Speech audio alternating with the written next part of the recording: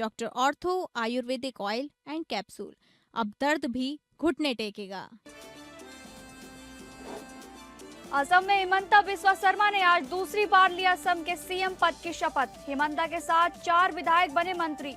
रामेश्वर तेली, अतुल बोरा, चरण बोरो और महिला विधायक अजंता नियोग ने ली मंत्री पद की शपथ। शपथ ग्रहण समारोह में पीएम मोदी मुख्य अतिथि के रूप में हुए शामिल।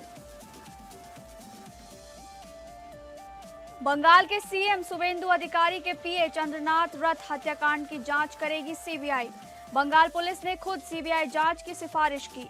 सीबीआई आज से बंगाल पुलिस से जांच का जिम्मा लेगी। उधर चंद्रनाथ रथ हत्याकांड में बंगाल पुलिस की एसटीएफ ने 3 आरोपियों को किया है गिरफ्तार। बंगाल में शुभेंदु अधिकारी की पहली कैबिनेट बैठक में 6 बड़े फैसले। बॉर्डर पर बीएसएफ को जमीन देने का ऐलान। बंगाल में आयुष्मान भारत की शुरुआत। बेटी बचाओ बेटी पढ़ाओ और उज्ज्वला योजना तेजी से होगी लागू।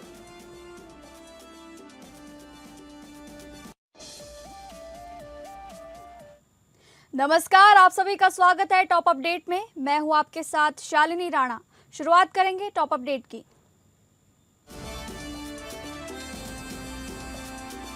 हिमंता बिस्वा शर्मा ने मंगलवार को लगातार दूसरी बार असम के मुख्यमंत्री पद की शपथ लेकर नया राजनीतिक इतिहास रच दिया है। गुवाहाटी में आयोजित शपथ ग्रहण समारोह में राज्यपाल लक्ष्मण प्रसाद आचार्य ने शर्मा और 4 मंत्रियों को पद एवं गोपनीयता की शपथ दिलाई। समारोह में प्रधानमंत्री नरेंद्र मोदी भी मंच पर मौजूद रहे और नेताओं ने नई सरकार को बधाई दी। हिमंता बिस्वा शर्मा असम में लगातार 2 बार मुख्यमंत्री बनने वाले पहले गैर कांग्रेसी नेता बन गए हैं।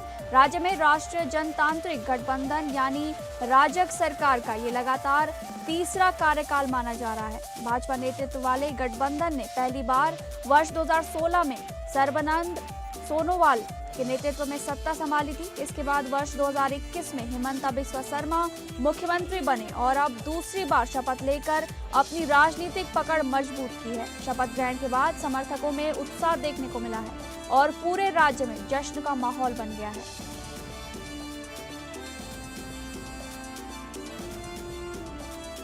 सीबीआई ने पश्चिम बंगाल में चर्चित चंद्रनाथ रथ हत्याकांड की जांच अपने हाथ में ले ली है। इससे पहले बंगाल पुलिस ने खुद मामले की गंभीरता को देखते हुए सीबीआई जांच की सिफारिश की थी। बताया जा रहा है कि चंद्रनाथ रथ की 6 मई की रात उत्तर 24 परगना जिले में गोली मारकर हत्या कर दी गई थी।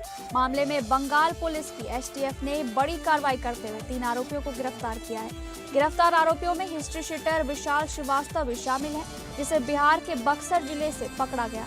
विशाल पर हत्या, लूट और डकैती समेत 15 से अधिक आपराधिक मामले दर्ज बताए जा रहे हैं। अन्य आरोपियों की पहचान राज सिंह और मयंक के रूप में हुई है, जिन्हें संयुक्त ऑपरेशन में गिरफ्तार किया गया है। फिलहाल सीबीआई और एसटीएफ पूरे नेटवर्क की जांच में जुटी है और मामले में आगे और खुलासों की संभावना जताई जा रही है। पश्चिम बंगाल में नई भाजपा सरकार की पहली कैबिनेट बैठक के बाद मुख्यमंत्री शुभेंदु अधिकारी ने कई बड़े प्रशासनिक फैसलों की घोषणा की। नवानन में आयोजित बैठक के बाद मुख्यमंत्री ने कहा कि राज्य में सुशासन, सुरक्षा और डबल इंजन सरकार के नए दौर की शुरुआत हो चुकी है। उन्होंने कहा कि सरकार संविधान निर्माता भीमराव अंबेडकर के सिद्धांतों पर काम करेगी। मुख्यमंत्री ने प्रधानमंत्री नरेंद्र मोदी के डर बाहर भरोसा अंदर संदेश का उल्लेख करते हुए विकास और सुरक्षा को प्राथमिकता बताया। कैबिनेट बैठक में सीमा सुरक्षा को लेकर बीएसएफ को जमीन सौंपने की प्रक्रिया 45 दिनों में पूरी करने के निर्देश दिए गए हैं। राज्य को आयुष्मान भारत योजना से जोड़ने और केंद्र सरकार की योजनाओं को तेजी से लागू करने का फैसला भी लिया गया है। पीएम जन आरोग्य योजना, पीएम विश्वकर्मा योजना, बेटी बचाओ बेटी पढ़ाओ और उज्ज्वला योजना के क्रियान्वयन पर विशेष जोर दिया गया। सरकार ने जिलाधिकारियों को लंबित आवेदनों को तत्काल केंद्र सरकार को भेजने और योजनाओं का लाभ तेजी से जनता तक पहुंचाने के निर्देश दिए हैं। नेशनल टेस्टिंग एजेंसी द्वारा आयोजित नीट यूजी 2026 परीक्षा को लेकर एक बार फिर पेपर लीक की आशंका जताई जा रही थी, जो कि अब सच मानी जा रही है। नीट 2026 की परीक्षा अब रद्द हो चुकी है। बताया जा रहा है कि केरल से राजस्थान के सीकर पहुंचा एक गैस पेपर 720 नंबरों का था, जिसमें कई सवाल परीक्षा से मेल खाते थे। राजस्थान पुलिस की एसओजी ने मामले की जांच शुरू करते हुए बड़ा खुलासा किया है।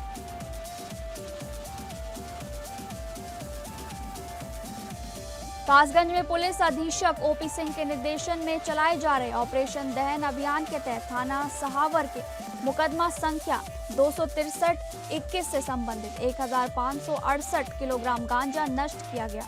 नष्ट किए गए मादक पदार्थ की अनुमानित कीमत करीब 60 करोड़ 84 लाख रुपए बताई जा रही है।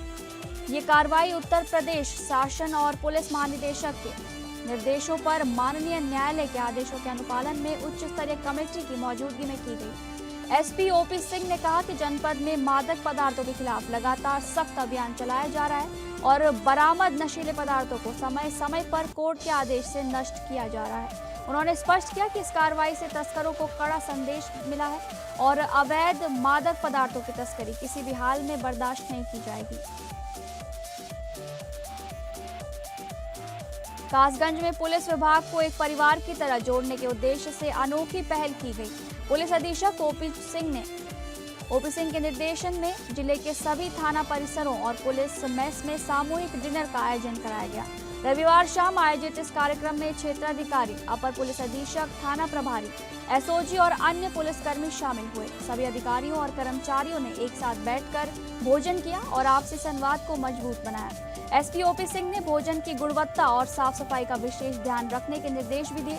उन्होंने कहा कि पुलिस विभाग में टीम भावना और पारिवारिक माहौल मजबूत होना बेहद जरूरी है। पुलिसकर्मियों ने इस पहल को एक परिवार एक टीम की दिशा में सकारात्मक और प्रेरणादायक कदम बताया। इस आयोजन से पुलिस विभाग में आपसी समन्वय, भाईचारा और सहयोग की भावना को नई मजबूती मिली है।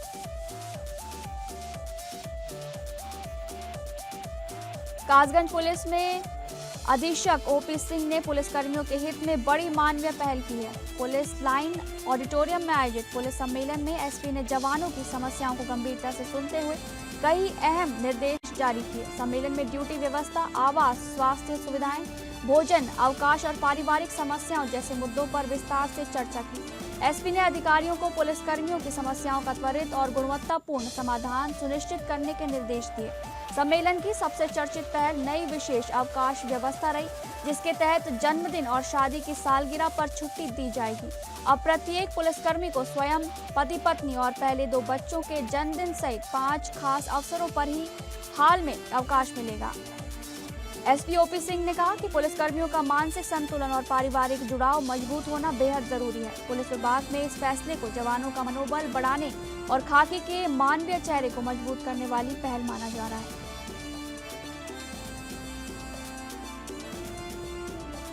बदायूं जिला अदालत परिसर में उस समय हड़कंप मच गया जब कोर्ट कर्मचारी संजीव कुमार ने पुरानी सीजेएम कोर्ट के सामने गार्ड में फांसी लगाकर आत्महत्या कर ली। बताया जा रहा है कि संजीव कुमार की वर्ष 2023 में सहसवान कोर्ट में पोस्टिंग हुई थी, जिसके बाद उनका ट्रांसफर बदायूं जिला कोर्ट में कर दिया गया था। मृतक मूल रूप से जनपद बरेली का रहने वाला था। घटना की सूचना मिलते ही भारी संख्या में वकील और पुलिसकर्मी मौके पर पहुंच गए। पुलिस ने कर्मचारी के शव को फंदे से नीचे उतारकर कब्जे में लिया। मौके पर पहुंची फॉरेंसिक टीम ने घटनास्थल से साक्ष्य जुटाए और जांच शुरू कर दी। ये पूरा मामला सिविल लाइन थाना क्षेत्र स्थित जिला अदालत परिसर का बताया जा रहा है। हरदोई में समाजवादी पार्टी ने केंद्र और प्रदेश सरकार के खिलाफ कलेक्ट्रेट परिसर में जोरदार हल्ला बोल प्रदर्शन किया। स्मार्ट मीटर, बढ़ती महंगाई, बेरोजगारी, किसानों की समस्याएं और ईवीएम की पारदर्शिता को लेकर सपाइयों ने सरकार को घेरा और जमकर नारेबाजी की। प्रदर्शन के दौरान पूरा कलेक्ट्रेट परिसर इनकलाब और सरकार विरोधी नारों से गूंज उठा। पूर्व सांसद उषा वर्मा और सपा नेता शराफत अली के नेतृत्व में बड़ी संख्या में कार्यकर्ता मौजूद रहे। सपाइयों ने आरोप लगाया कि स्मार्ट मीटर के जरिए जनता का शोषण किया जा रहा है और बिजली उपभोक्ताओं पर अतिरिक्त बोझ डाला जा रहा है। प्रदर्शनकारियों ने बैलेट पेपर से चुनाव कराने की मांग उठाते हुए ईवीएम की कार्यप्रणाली पर भी सवाल खड़े किए। सपा नेताओं ने युवाओं को रोजगार देने, किसानों की समस्याओं के समाधान और हरदोई को वंदे मातरम, वंदे भारत ट्रेन जैसी सुविधाएं उपलब्ध कराने की मांग की। प्रदर्शन के बाद सपा प्रतिनिधि मंडल ने राष्ट्रपति के नाम संबोधित ज्ञापन जिलाधिकारी कार्यालय में सौंपकर सरकार के खिलाफ अपना विरोध दर्ज कराया।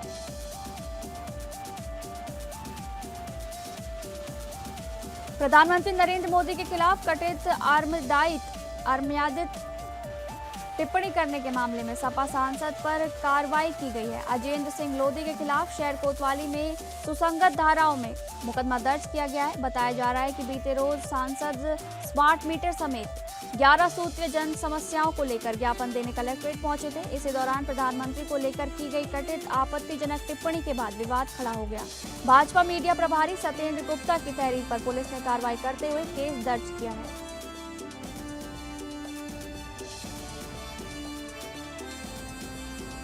उत्तर प्रदेश की राजनीति में पोस्टर और होर्डिंग के जरिए वॉर पलटवार का सिलसिला एक बार फिर तेज हो गया है। राजधानी लखनऊ में समाजवादी पार्टी के दफ्तर के बाहर एक नया होर्डिंग लगाया गया है। ये होर्डिंग योगी सरकार के हालिया मंत्रिमंडल विस्तार को लेकर राजनीतिक तंज के रूप में देखा जा रहा है।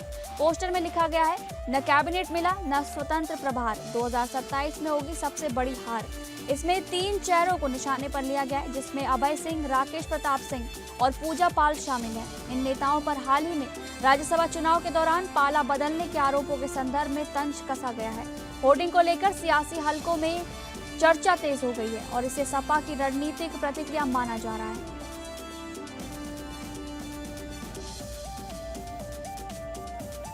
राजधानी लखनऊ में सोमवार सुबह शराब ठेके के एक सेल्समैन की लोहे की रॉड से पीट कर हत्या कर दी गई। घटना मलिहाबाद थाना क्षेत्र के डेडेमऊ गांव में सुबह करीब 9 बजे हुई, जिससे इलाके में सनसनी फैल गई। मृतक की पहचान अजय जायसवाल के रूप में हुई है, जो देशी शराब ठेके के सेल्समैन पे काम करता था। आरोपियों ने लोहे की रॉड से ताबड़तोड़ हमला कर वारदात को अंजाम दिया और मौके से फरार हो गए। बीच बचाव करने पहुंचे एक अन्य युवक को भी हमले में चोटें आई हैं, जिसका इलाज कराया जा रहा है। घटना की सूचना मिलते ही पुलिस मौके पर पहुंची और घटनास्थल का निरीक्षण कर साक्ष्य जुटाए गए। पुलिस ने शव को कब्जे में लेकर पोस्टमार्टम के लिए भेज दिया और मामले की जाँच शुरू कर दी है।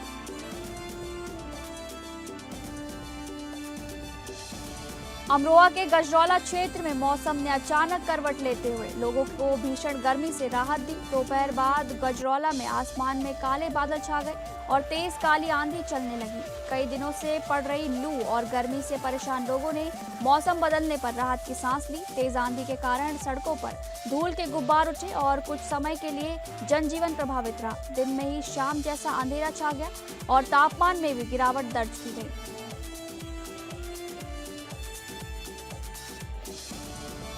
बहराइच के रुकनापुर इलाके में 2 कारों की आमने सामने हुई भीषण टक्कर के बाद एक कार में आग लग गई, जिससे मौके पर अफरा तफरी मच गई। हादसे में आधा दर्जन लोग घायल बताए जा रहे हैं और कार आग की लपटों में घिर गई। मौके पर मौजूद लोग आग की भयावहता देखकर पीछे हट गए, लेकिन मदरसे के शिक्षक हाफिज शहीउद्दीन और हाफिज ने बहादुरी का परिचय दिया। दोनों शिक्षक स्थानीय लोगों के साथ बिना अपनी जान की परवाह किए जलती कार की ओर दौड़ पड़े। आग और धुएं के बीच उन्होंने अंदर फंसे घायलों को सुरक्षित बाहर निकालकर उनकी जान बचाई। इसके बाद घायलों को तुरंत अस्पताल पहुंचाने में भी मदद की गई और समय रहते इलाज शुरू कराया गया।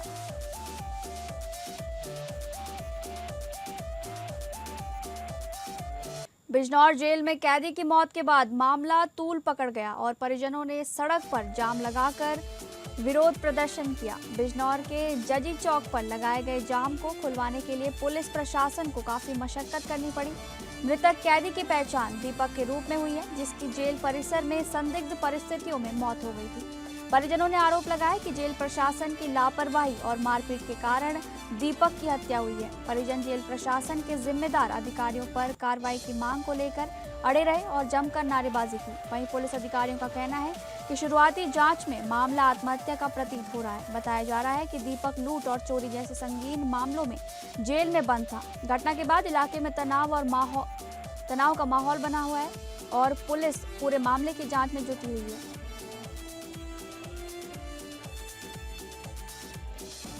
जलालपुर थाना क्षेत्र स्थित त्रिलोचन महादेव मंदिर परिसर में सोमवार सुबह एक तेज रफ्तार स्विफ्ट डिजायर कार अनियंत्रित होकर लोगों पर चढ़ गई।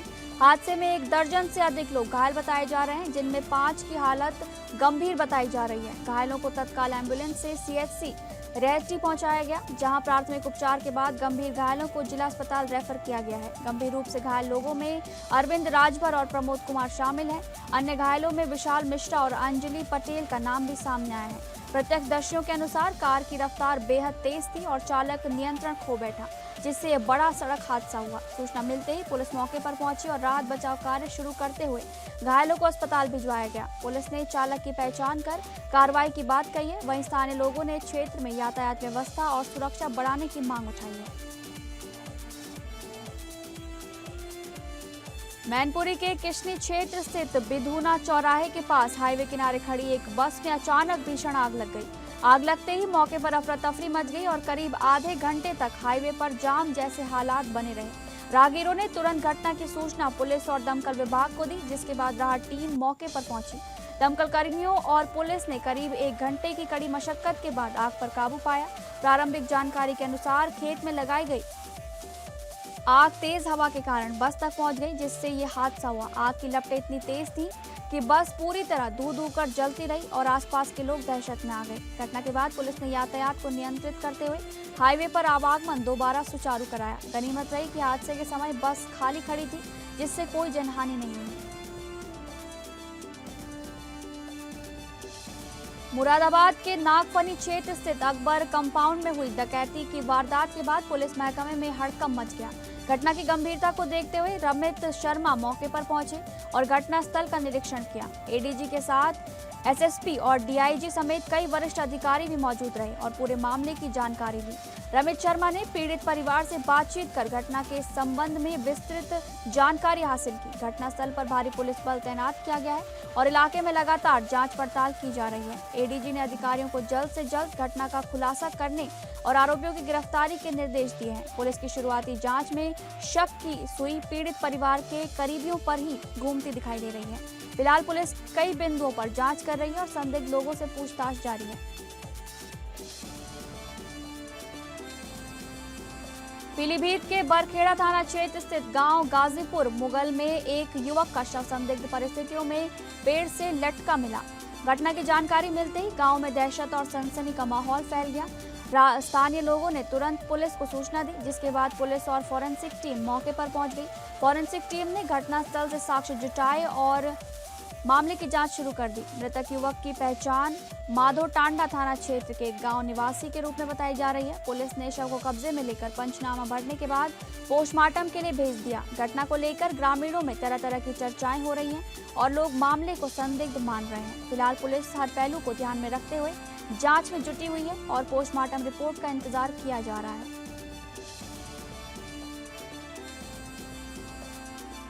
पीलीभीत के माधो टांडा थाना क्षेत्र स्थित गांव बासखेड़ा में प्रेमी के शादी से इनकार करने पर किशोरी पानी की टंकी पर चढ़ गई। किशोरी के टंकी पर चढ़ते ही गांव में हड़कंप मच गया और मौके पर ग्रामीणों की भारी भीड़ जमा हो गई। किशोरी लगातार प्रेमी से शादी कराने की जिद पर अड़ी रही और परिजनों की बात मानने से इनकार कर दिया। घटना के दौरान कई घंटों तक हाई वोल्टेज ड्रामा चलता रहा, जिससे इलाके में अफरा तफरी का माहौल बना रहा। सूचना मिलते ही माधो टांडा पुलिस मौके पर पहुंची और किशोरी को समझाने का प्रयास शुरू किया गया। पुलिस और ग्रामीणों के काफी समझाने के बावजूद किशोरी नीचे उतरने को तैयार नहीं हुई। आखिरकार प्रेमी युवक खुद पानी की टंकी पर चढ़ा, जिसके बाद किशोरी नीचे उतरने के लिए राजी हुई। पुलिस दोनों को साथ लेकर थाने पहुंची, जहां युवक और किशोरी से पूछताछ की जा रही है। दिल्ली देहरादून ग्रीन एक्सप्रेसवे पर सोमवार दोपहर एक चलती कार में अचानक आग लगने से अफरा तफरी मच गई। बताया जा रहा है कि हुंडई इयॉन कार देहरादून से मुजफ्फरनगर की ओर जा रही थी। घटना बड़कला पुलिस चेक पोस्ट के समीप करीब 12:30 बजे हुई, जहां कार में संदिग्ध परिस्थितियों में आग लग गई। आग लगते ही कार सवार लोगों ने तुरंत बाहर निकलकर अपनी जान बचाई और बड़ा हादसा टल गया। देखते ही देखते आग की लपटों ने पूरी कार को अपनी चपेट में ले लिया और वाहन सड़क किनारे धू कर जलता रहा। सूचना मिलते ही फतेहपुर थाना पुलिस फायर ब्रिगेड टीम के साथ मौके पर पहुंची। दमकल कर्मियों ने काफी मशक्कत के बाद पानी डालकर आग पर काबू पाया और स्थिति को नियंत्रित किया। घटना के बाद कुछ समय तक एक्सप्रेसवे पर यातायात प्रभावित रहा, जबकि पुलिस मामले की जांच में जुटी है। सिद्धार्थनगर में जमीन के अंदर से तेज दबाव के साथ मिट्टी निकलने की रहस्यमय घटना चर्चा का विषय बन गई है। यह अद्भुत नजारा उसका बाजार क्षेत्र के सोहास मोड़ पर यूनियन बैंक के पास देखने को मिला। अचानक धरती से मिट्टी की धार निकलती देख मौके पर लोगों की भारी भीड़ जमा हो गई। स्थानीय लोगों का कहना है कि उन्होंने पहली बार ऐसा ज्वालामुखी जैसा दृश्य देखा है। घटना का वीडियो सोशल मीडिया पर तेजी से वायरल हो रहा है और लोग इसे लेकर तरह तरह की चर्चाएं कर रहे हैं। मिट्टी तेज दबाव के साथ बाहर निकलती रही, जिससे आसपास मौजूद लोग सहम गए और प्रशासन को सूचना दी गई। कुछ लोग इसे भूगर्भीय हलचल तो कुछ गैस प्रेशर का असर मान रहे हैं, जिससे वैज्ञानिक उत्सुकता भी बढ़ गई है।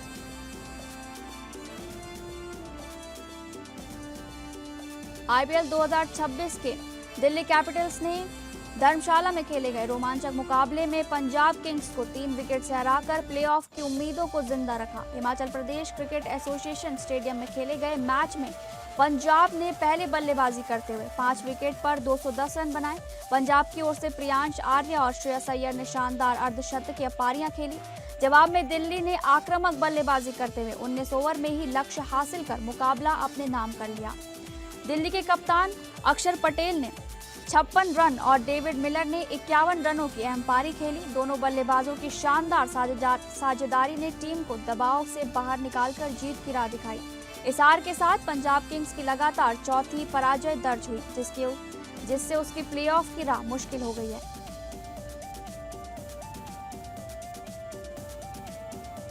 प्रियंका चोपड़ा जोनस अपने कई बड़े अंतर्राष्ट्रीय और भारतीय प्रोजेक्ट्स को लेकर लगातार चर्चा में बनी हुई हैं। वाराणसी प्रोजेक्ट के बाद अब प्रियंका मशहूर निर्देशक मीरा नायर की फिल्म अमरी में नजर आएंगी।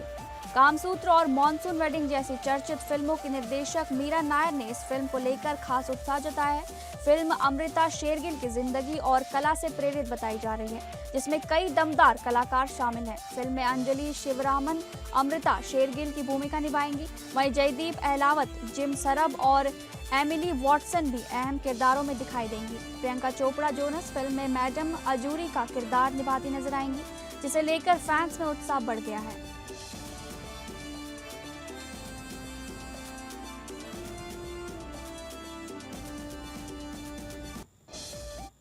फिलहाल टॉप अपडेट में बस इतना ही। नमस्कार।